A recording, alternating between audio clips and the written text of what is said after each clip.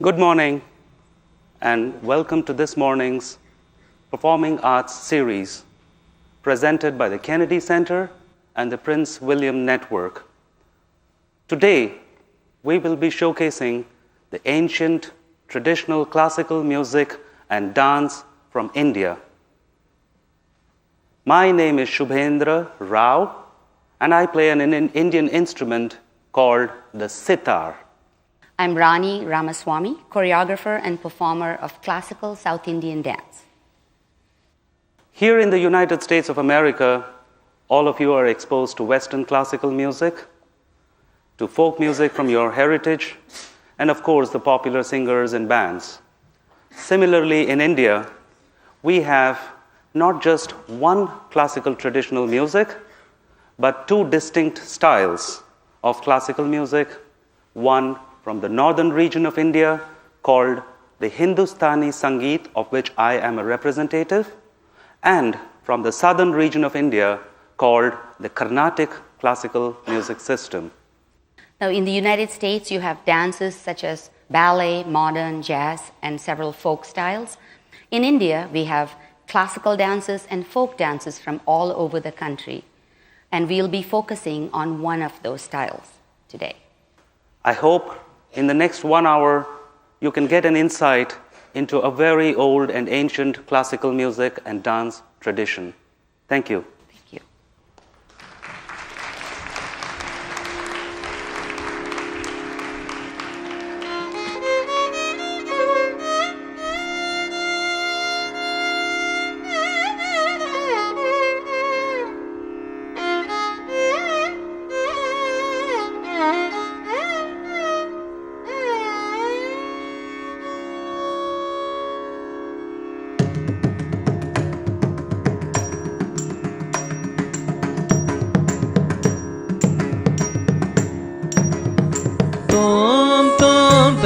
Kata kita tom tataka kukuntari kita taka takuntari tom tom tataka kita tom tataka kukuntari kita taka takuntari tam tadim takatom tadim takadim tadim takajam tadim tam tadim takatom tadim takadim tadim takajam tadim tam tadim takatom tadim takadim tadim takajam tadim tam tadim takatom tadim takadim tadim takajam tadim tajam tajam tadim takita tom tajam tajam tadim takita tom tadim takudari kita takadadim takudari kita takaditalagu takaditalagu talangu tom takadi kukudra tarikidom talangu tom takadi kukudra tarikidom talangu tom takadi kukudra tarikidom ta ana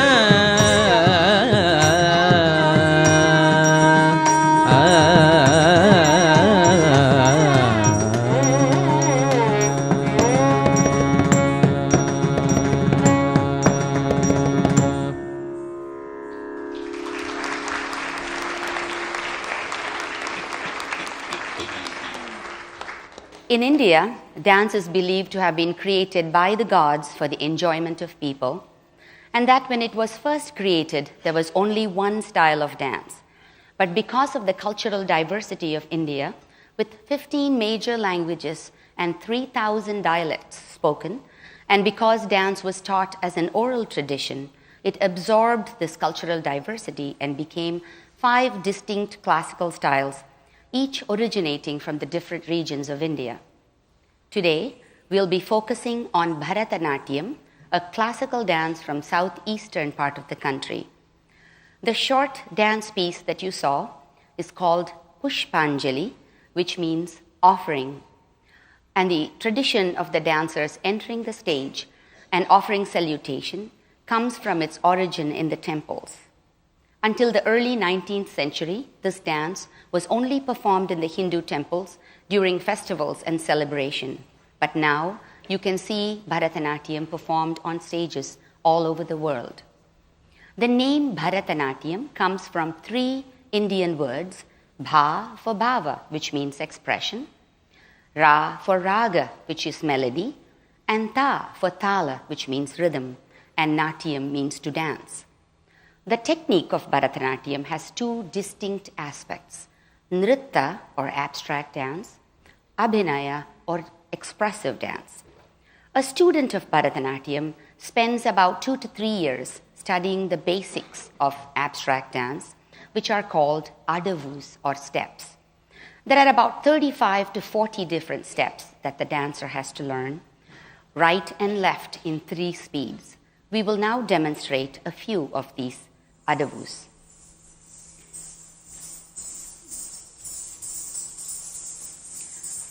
We will begin with a namaskaram, with how a class always begins and ends.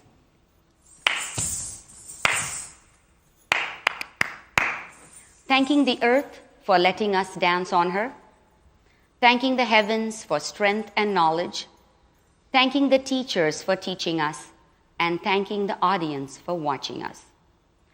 The basic feet position in Bharatanatyam is called Arai Mandi or half-sitting position.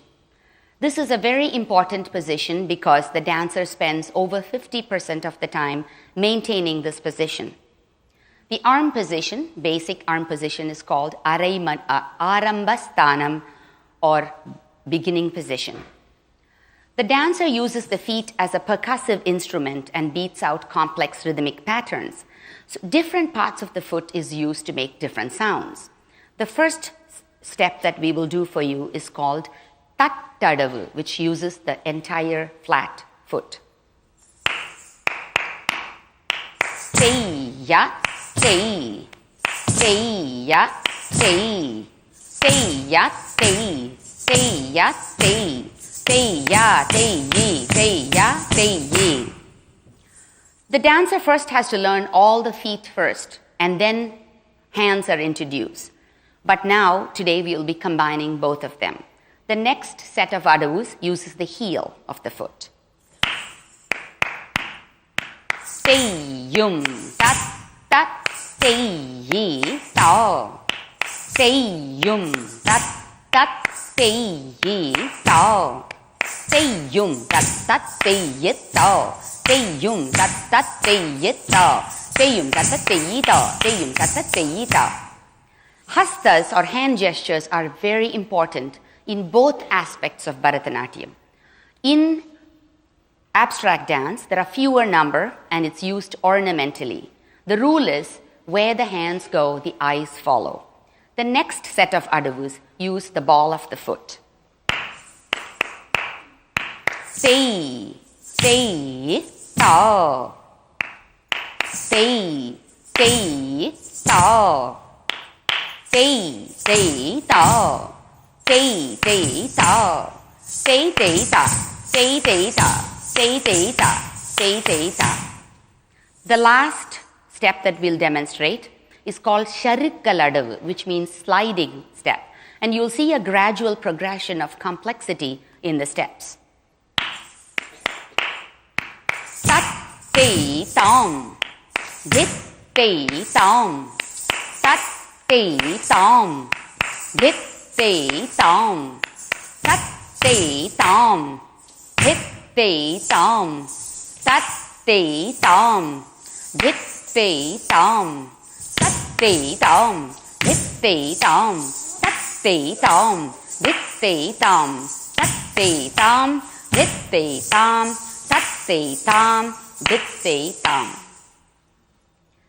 After having learnt all the steps and absorbed the technique, the dancers begin to learn the first of the 7 pieces that make up an evening length concert. The concert form of Bharatanatyam goes back to the 17th century and it's called a margam. Before we demonstrate the first piece, I'd like to talk about the music that Bharatanatyam uses. It's classical music from southern India called Carnatic music. It's one of the most complex musical systems in the world, and I would like to introduce our musicians today. Lalit Subramaniam on vocals. He is from Ohio.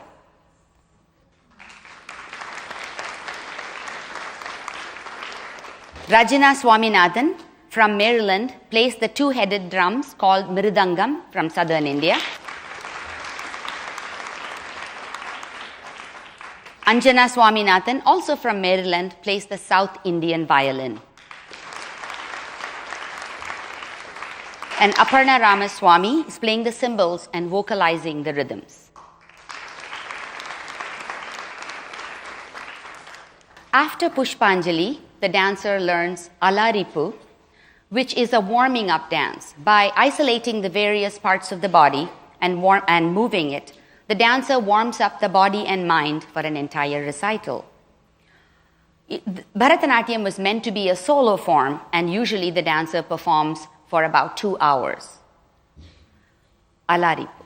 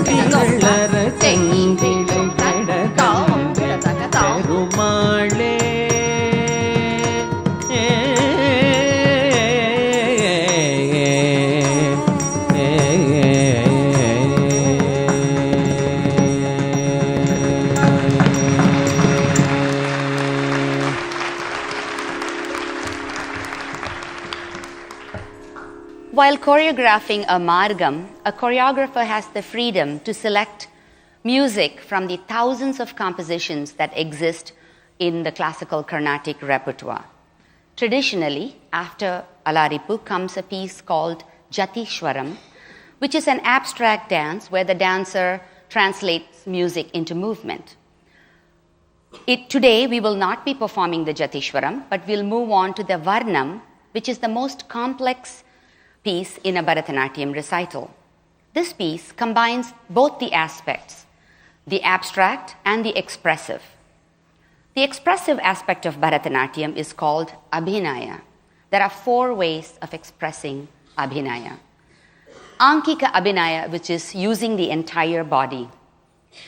In this comes body stances, walking with the rhythm of the music, facial expressions, and a vocabulary of gestures. We have 28 single-handed and 24 double-handed gestures that are used in various combinations to tell a story. Each gesture could mean several things, depending upon the placement of the gesture and the word with which it is used, the meaning changes. For example, this gesture is called Katrimukam. It can be used to show beautiful eyes. It can show falling asleep, waking up, confused, lightning, later, before, death, a snake's tongue, and so on. So all these different gestures can be used to interpret a story. The next is Vachika Abhinaya, which is expressing through words. Even though we have a complete number of gestures, they don't stand alone as a language and do need words. So the selection of lyrics is very important. Then comes Aharya Abhinaya, or expressing through costumes. You have seen how elaborate a Bharatanatyam dancer's costume is. The clothing and the jewelry represent the area from which the dance comes from. The fingertips and toes are painted so you can see the gestures and see the feet moving on stage. The ankle bells can help you hear the rhythms. The eyes are used very expressively, so they are painted large. The last but the most important aspect is Sattvika Abhinaya, which is expressing through emotions. The dancer uses 9 basic emotions such as love, anger, wonder, disgust, fear, sorrow, humor, heroism, and peace. Now, depending on the mood of the story, there can be shades of these emotions. And along with these emotions, she uses the gestures, facial expressions, and body movement. With this, she expresses a song effectively. A dancer usually spends 2 to 3 years learning Varnam because it's very difficult to emote and be very subtle at the same time, be able to reach out to the audiences, the story that she tells. We move on to the last piece in a recital called Thillana, which is an abstract dance that has complex rhythms and flourishes, and it's a joyful ending to the concert. This Thillana has been choreographed by our teacher, Allarippu from India. Thillana.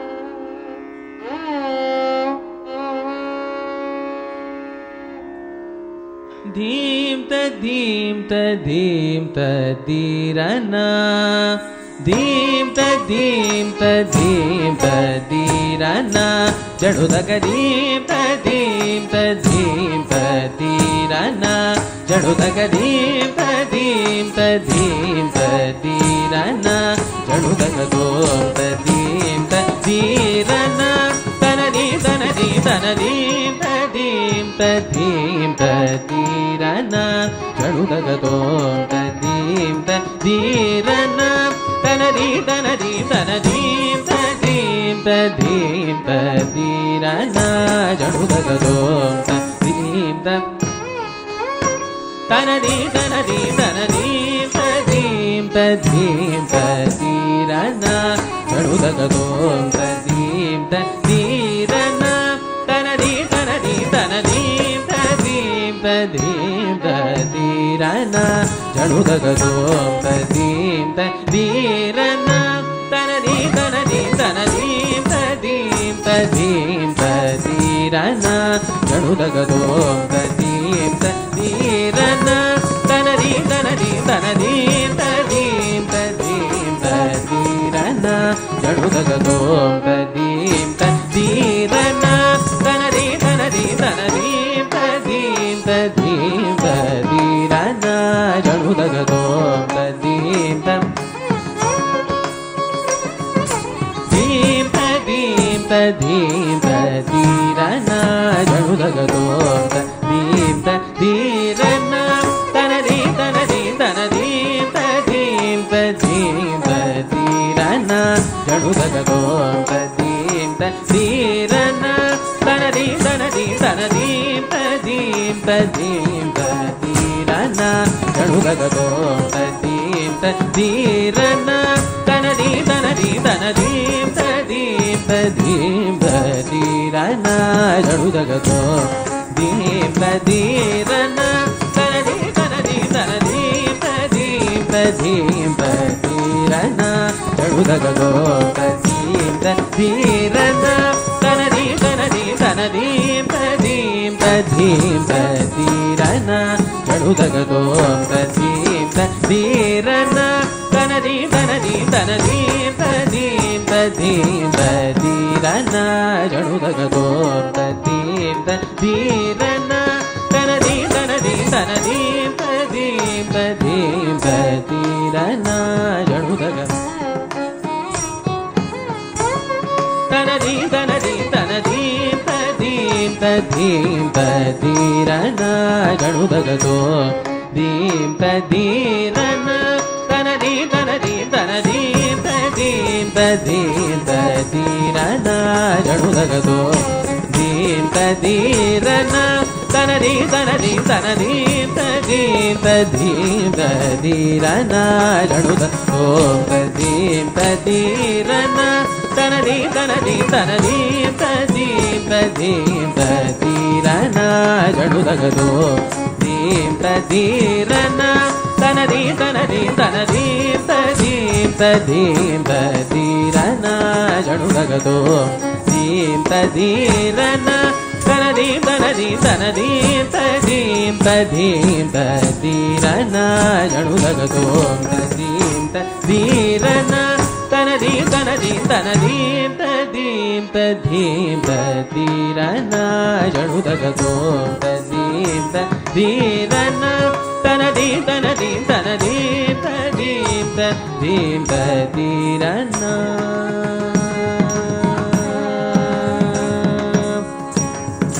தாம் தகிட தகதீம் தோம் தகிட தகதீம் தீரன தாம் தகிட தகதீம் தோம் தகிட தகதீம் தீரன தகஜனுதீம் ஜடுத ஜடுதீம் ஜடுத ஜடுதீம் ஜடுத ஜடுதீம் ததீம் ததீம் ததீரன ஜடுதகதோம் ததீம் தனதி தனதி தனதீம் ததீம் ததீம் ததீரன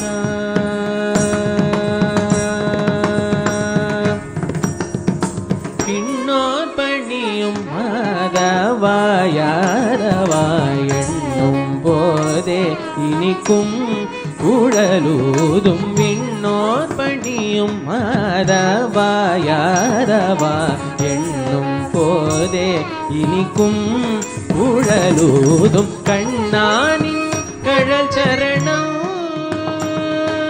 கண்ணானின் கழல் சரணம் குழலூதும் கண்ணானின் கழல் சரணம் கார்முகில் வண்ணா பிருந்தாவனமேவும் கோபால தரிகிட தகதீம் பரிம பனி சரித கணுததீம் நிம பரித கணுரே சமாரி பமனி பத நிரித தஜம் தணம் ததோம் ததீம் தரிகிட தகதீம் பரிம பனி சரித கணுததீம் நிம பரித கணுரே சமாரி பமனி பத நிரித தஜம் தணம் ததோம் ததீம் pani dari kita di samari dari daga janu di kita daga janu di sari ma para di sa di sa di janu janu janu di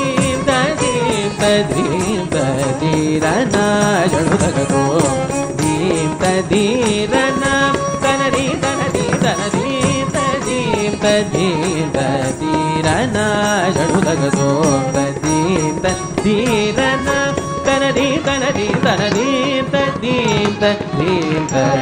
rana.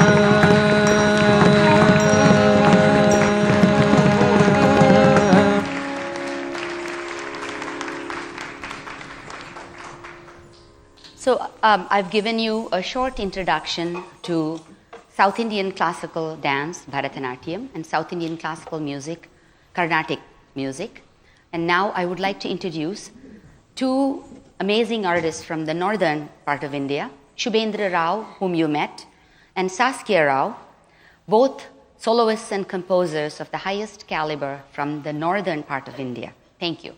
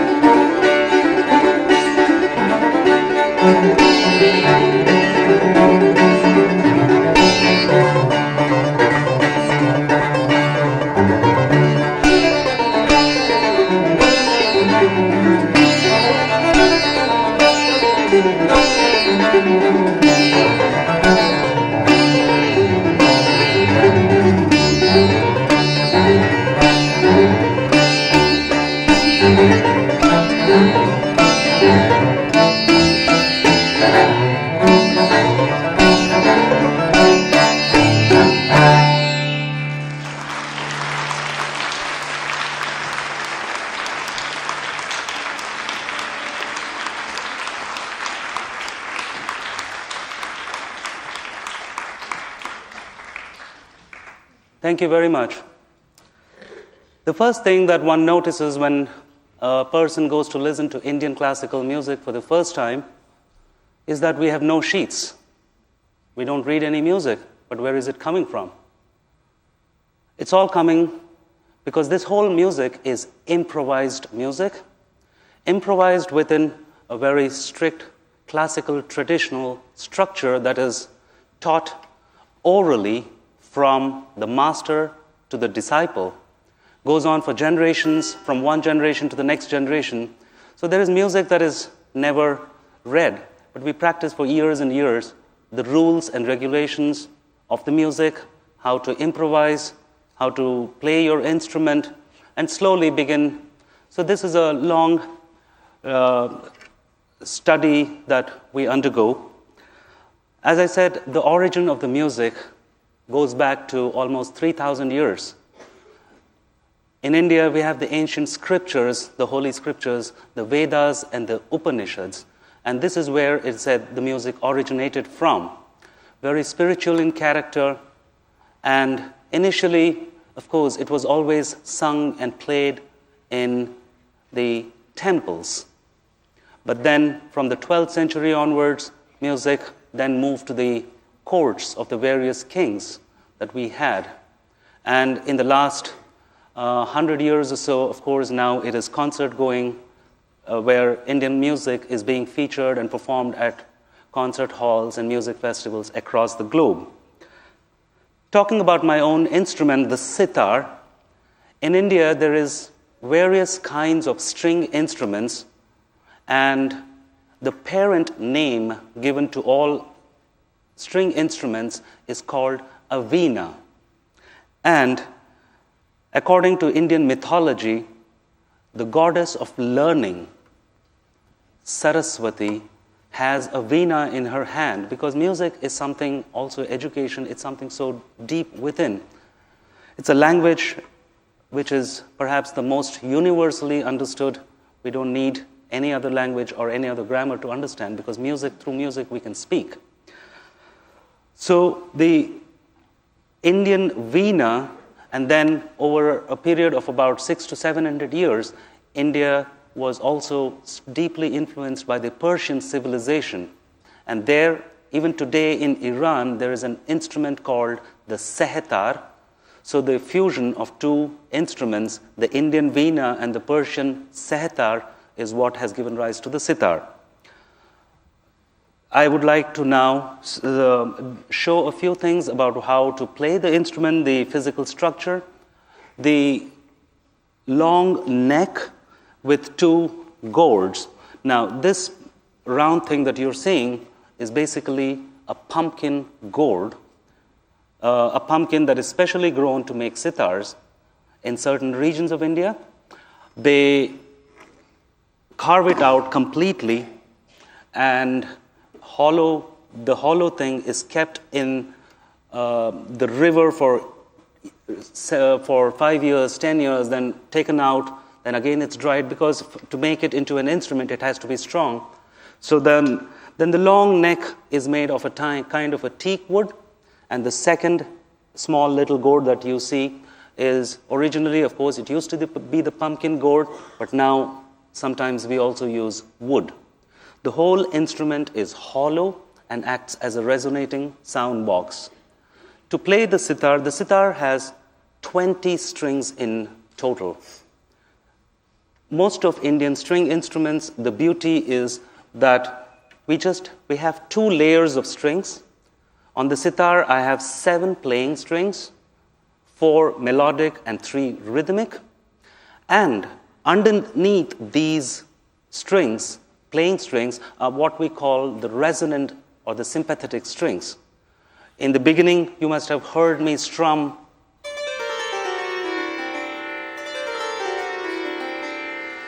The basic principle of this is when you tune the notes of the melody that you're going to play, and then when you are able to play it on the frets with the playing strings, then because those notes are in tune, they start resonating.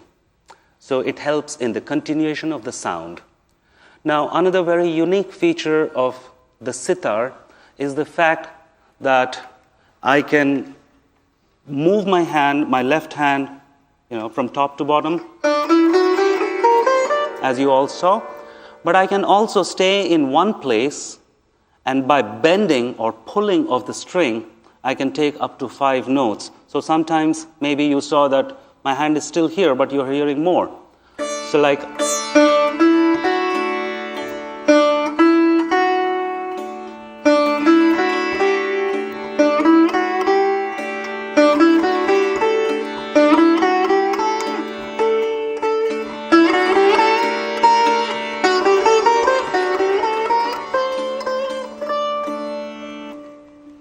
So this is about the sitar. Now, Saskia will tell you about her cello. Good morning, everyone. Indian music has an old tradition, as we know, and sacred as well. But that doesn't mean that over the years not new instruments and influences have been added. Since time immemorial, musicians have always found their own way, unique way of expressing themselves, and especially in Indian music that has always been valued. Like the violin you saw earlier, or the harmonium, the saxophone, the mandolin, all are used nowadays as Indian classical solo instruments, like ours. We play together now, but we play solos as well, because that is normal in Indian classical music. Now this cello, I'm sure you have all seen a cello before, but I'm sure this looks a little different as well. Now what are the differences? First of all, the playing strings, it's not 4 like the regular cello, but 5. That one is the extra one in the height. It's also tuned differently. Normally the cello for the music students, I'm just explaining that also, it's tuned in fifths down. Now this is all the same note, called the tonic. And this, the fifth above it, called the dominant. So it only has 2 different pitches. So it has a nice open sound. Now, because I liked the resonating strings on his instrument so much, I thought I'll invent something similar on the cello itself. And that's how these strings came into place.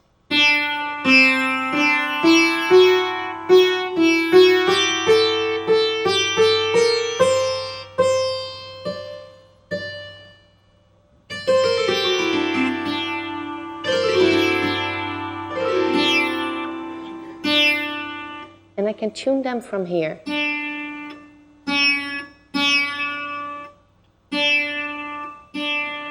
That makes it easy because we play often many different melodies in one concert, and I need to change the tunes all the time. So when it resonates,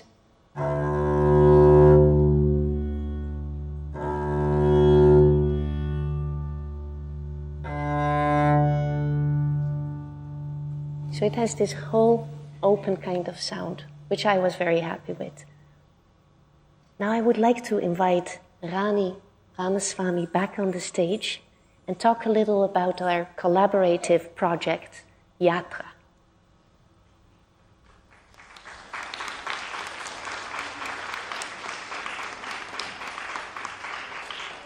What beautiful music.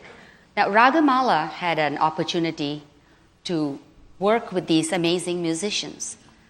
Now, Bharatanatyam has taken 2 centuries to move from the Hindu temples to the modern day stage of today without losing any of its original content, but becoming one adaptable to innovation. So the next piece, a very short piece that you will see, is an excerpt from the larger piece composed by Shubhendra and Saskia Rao called Yatra. Before we perform that, I would like to introduce Ragamala dancers to you.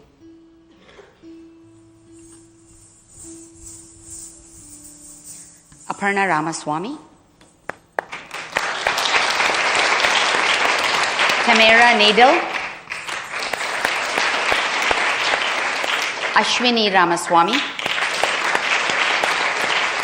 Amanda Louis, and Bria Borcherding. The short excerpt of Yatra is titled Youth, and you will see, while the dancers are performing, what you will see in a playground in the United States. Making sand castles, playing in the swings, catching game, hide and seek. So hope you can watch the dancers and pick out what they're doing. Yatra.